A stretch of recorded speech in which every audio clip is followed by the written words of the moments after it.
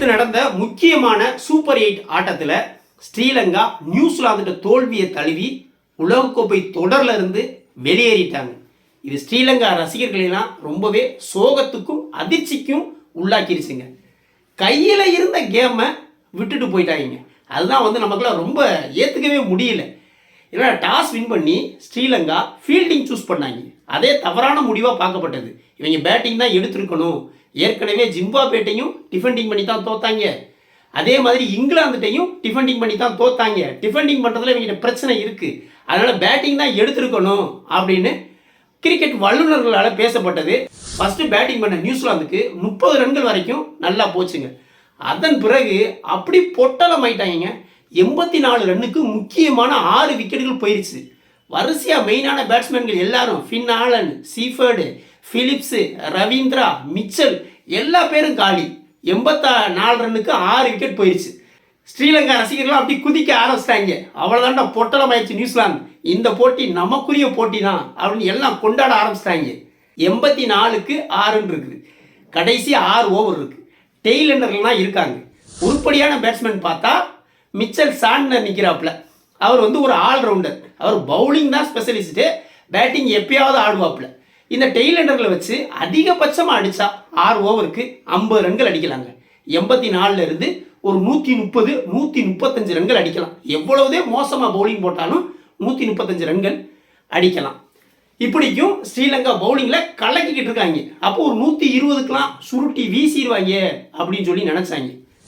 என்ன ஆச்சு அப்படின்னா, பொட்டலமாக வேண்டிய நியூசிலாந்து அப்படியே அங்கேருந்து விஸ்வரூபம் எடுத்து ஸ்ரீலங்காவை பொட்டலம் பண்ணிட்டாங்க. 84க்கு 6 14 ஓவரில் 168 ரன்கள் அடித்தாங்க. கடைசி 4 ஓவருக்கு 71 ரன்கள். 15 ஓவருக்கு 90, 20 ஓவருக்கு 168. என்ன மாதிரி ஆட்டங்க! உண்மையை நாளாக பார்த்து ஷாக் ஆகிட்டேன்னு தான் சொல்லணும். இந்த இங்கிலாந்துக்கும் பாகிஸ்தானுக்கும் இடையே நடந்த போட்டியில் இங்கிலாந்தோட கேப்டன் ஹாரி புரூக் ஒரு ஆட்டம் ஆடுவான். 51 100 அடித்து வாய்ப்பே இல்லாத போட்டியை ஒரு பக்கம் விக்கெட்டே போய்கிட்டே இருந்தாலும் ஒரு ஆளாக நின்று, தனி ஆளாக நின்று 100 ரன்கள் அடித்து பாகிஸ்தானை வீழ்த்தி அந்த போட்டியை ஜெயிச்சு கொடுப்பான் ஹாரி புரூக். என்னுடைய வாழ்நாளிலே நான் பார்த்த மிகச்சிறந்த இன்னிங்ஸ்ன்னு கேட்டால் அந்த கேப்டன் ஹாரி புரூக்கோட ஆட்டங்க. என்னைய கேட்டால் அந்த Harry Brook, England captain Harry Brook ஆட்டத்துக்கு இணையான ஒரு ஆட்டம் நியூசிலாந்து கேப்டன் சாண்ட்னர் ஆடுனதுங்க. யாருமே இல்லாத நிலையில் நான் ஒரு ஆள் அணியை தூக்கி பிடிச்சி அதிரடியாக ஆடி 27 பந்துக்கு 47 ரன்களை அடித்து நியூசிலாந்தை 168 அப்படின்னு ஒரு கௌரவமான ஸ்கோருக்கு கொண்டு போனது இந்த சாண்ட்னருங்க. இந்த சாண்ட்னர் இப்படிலாம் ஆடுவான்னு நான் இன்னைக்கு தாங்க பார்க்குறேன். மனசு புல் டாஸ்லாம் போடுறாங்க, லோ புல் டாஸ்லாம் அப்படி அடியாங்க சிக்ஸர். நல்ல தரமான பேட்ஸ்மேன் கூட அந்த மாதிரி ஷாட்ஸ் ஆட மாட்டான், அப்படி ஆடுறாங்க. தெளிவான ஆட்டம், முக்கியமான நேரம், ப்ரெஷர் டைமு, பேட்ஸ்மேனே ஆட முடியாத ஒரு ஆட்டத்தை ஒரு பவுலர் ஆடுறாப்புல அப்படின்னா ரொம்பவே ஆச்சரியப்பட்டு போனாங்க. இவருக்கு கம்பெனி கொடுத்தது மெக்கன்ஸ்கி. அவருக்கு அதுதான் முதல் போட்டி, அப்போ தான் வாய்ப்பே கொடுத்துருக்காங்க. அந்த ஆள் ஆடுறான் பாருங்க ஆட்டம். அசால்ட்டாக சமீரா ஓவரெல்லாம் அப்படி ஃப்ளிக் பண்ணி 6 அடிக்காங்க. சமீரா ஓவரெலாம் திணறி எல்லாம் அவுட் ஆகி போகிறாங்க. ஒரே ஓவரில் சமீரா ஓவரில் 2 6 அடிப்பேன். அந்த மெக்கன்ஸ்கி 21 பந்துக்கு 31 ரன்கள் கடைசி வரைக்கும் நாட் அவுட்டு. இந்த மெக்கன்ஸ்கியும் சாண்ட்னர் சேர்ந்து வலுவான ஸ்கோருக்கு எடுத்துகிட்டு போயிட்டாங்க. 168க்கு எடுத்துகிட்டு போயிட்டாங்க. 4 ஓவருக்கு 24 பந்துக்கு 71 ரன்கள் இவங்க அடித்தாங்கன்னா நம்ப முடியுதா? ஸ்ரீலங்கா அந்த அளவுக்கு மோசமாக பவுலிங் போட்டாங்களா, இல்லை இவங்க அந்த அளவுக்கு திறமையை ஆடினாங்களானே தெரியல. அவ்வளோ ரன்கள் போயிடுச்சுங்க. 130 ரன்கள் வர வேண்டிய இடத்துல 168 ரன்கள் போயிடுச்சு. நல்ல வலுவான நிலைக்கு நியூசிலாந்து போயிட்டாங்க.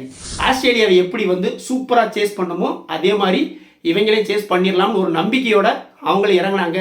ஸ்ரீலங்கா ரசிகர்லாம் ஆரவாரம் பண்ணிட்டு ரொம்ப எக்ஸ்பெக்டேஷனோடு இருக்காங்க. ஸ்ரீலங்கா கிரிக்கெட் ரசிகர்லாம் வெறித்தனமான ஆட்களுங்க. எனக்குலாம் நடத்துகிற நாடு கண்டிப்பாக ஜெயிக்கணுங்க.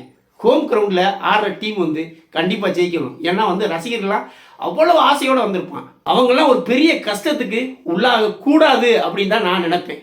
ஆனால் அந்த போட்டி என்ன ஆச்சு, இறங்குனாங்க. அதிகம் எதிர்பார்க்கப்பட்ட பதும் நிசாங்கா ஃபஸ்ட்டு பால்லையே ஹென்ரி ஸ்டிக்கை தெறிக்க விடுறாங்க. எல்லாம் எதிர்பார்த்தாங்க பதும் நிசாங்கா தான். ஆஸ்திரேலியா ஒத்தாள நின்று ஓட விட்டது இந்த பதும் தான். பதும் ஃபஸ்ட்டு பால்லையே பறந்துட்டாப்புல. அடுத்து விக்கெட்டுகளை விட்டுக்கிட்டே இருக்காங்க. சோழியே முடிஞ்சு போச்சு. எத்தனை ரன்னுக்கு? 107 ரன்னுக்கு சோழி முடிஞ்சு போச்சு. 61 ரன்கள் வித்தியாசத்தில் ஒரு படு தோல்வி. எந்த பேட்ஸ்மேனுமே நிலையா நின்று ஆடலை. அதிகபட்சமாக அடித்தது வெள்ளாளக்கே 31 ரன்களையும், கமிந்து மெண்டிஸ் வந்து ஒரு 36 ரன்களையும் அடிப்பாங்க. இதுதான் அதிகபட்சம். மற்ற எல்லாருமே சிங்கிள் டிஜிட்டில் அவுட் ஆக 71 ரன்கள் வித்தியாசத்தில் ஒரு படு தோல்வியை சந்தித்து தொடரை விட்டு ஸ்ரீலங்கா வெளியேறிட்டாங்க. உண்மையாக எனக்கெல்லாம் ரொம்ப பெரிய ஏமாற்றமாக இருந்துச்சுங்க. என்னென்ன ஸ்ரீலங்கா கண்டிப்பாக ஜெயிப்பாங்க, உள்ளே வருவாங்க. ஏன்னா என்னையை பொறுத்த வரைக்கும் ஆசிய கண்ட்ரிஸ் வந்து உள்ளே வர்றது எனக்கு ரொம்ப பிடிக்கும். அது இந்தியாவாக இருந்தாலும் சரிதான், பாகிஸ்தானாக இருந்தாலும் சரிதான், ஆப்கானிஸ்தானாக இருந்தாலும் சரிதான், ஸ்ரீலங்காவாக இருந்தாலும் சரிதான். இவங்க யார் ஆடினாலும் இவங்க உள்ளே வரணும் அப்படின்னு தான் நினைப்பேன். ரொம்ப எதிர்பார்த்து பார்த்தேன். ஆனால் ஸ்ரீலங்கா இவ்வளோ பெரிய ஒரு ஏமாற்றத்தை கொடுப்பாங்கன்னு நான் எதிர்பார்க்கல. ஸ்ரீலங்கா தொடரை விட்டு வெளியேறிட்டாங்க. ஸ்ரீலங்கா போனது மட்டும் இல்லாமல் பாகிஸ்தானையும் சேர்த்து இழுத்துட்டு போயிட்டாங்க. ஏன்னா கிட்டத்தட்ட 61 ரன்கள் வித்தியாசத்தில் தோல்வி அப்படின்னா நியூசிலாந்தோடைய ரன் ரேட்டு எக்கச்சக்கமாக எகிரிருச்சு. இப்போ நியூசிலாந்து இங்கிலாந்துகிட்ட தோத்தா பாகிஸ்தானுக்கு ஒரு வாய்ப்பு இருந்தது. அந்த வாய்ப்பையும் இவங்க குலைச்சி விட்டாங்க. ஏன்னா ரன் ரேட் இப்போ ஜிவ்வுன்னு நியூசிலாந்துக்கு எகிரிருச்சு 61 ரன்கள் வித்தியாசத்தில் ஜெயிச்சதுனால. இப்போ இங்கிலாந்துகிட்ட தோத்தாலுமே நியூசிலாந்து வந்து நல்ல ரன் ரேட்டில் இருப்பான்.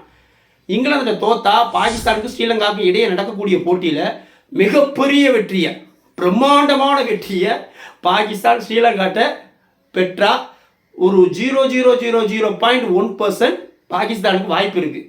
ஆசிய கண்ட்ரீஸில் இந்தியா தொங்கலில் கிடக்கான். இன்னும் ஸ்ரீலங்கா வெளியில் போயிட்டான், ஆப்கானிஸ்தான் வெளியில் போயிட்டான், பாகிஸ்தான் ஆல்மோஸ்ட் வெளியே போயிட்டான். டோர் சாத்திருச்சு. அப்படி லேசாக அந்த டோரில் வந்து லேசாக ஒரு இடவேளை தெரியுது. பார்ப்போம், பொறுத்திருந்து பார்ப்போம். பாகிஸ்தான் கன்ஃபார்மாக வெளியே போயிடுவான். ஆனால் இந்தியாவாவது உள்ளே வர்றாங்களா அப்படிங்கிறத பொறுத்திருந்து பார்ப்போம். வீடியோ பிடிச்சிருந்தா லைக் கமெண்ட் பண்ணுங்கள், குறிப்பாக சப்ஸ்கிரைப் பண்ணுங்கள். மற்றும் ஒரு வீடியோவில் சந்திப்போம். நன்றி.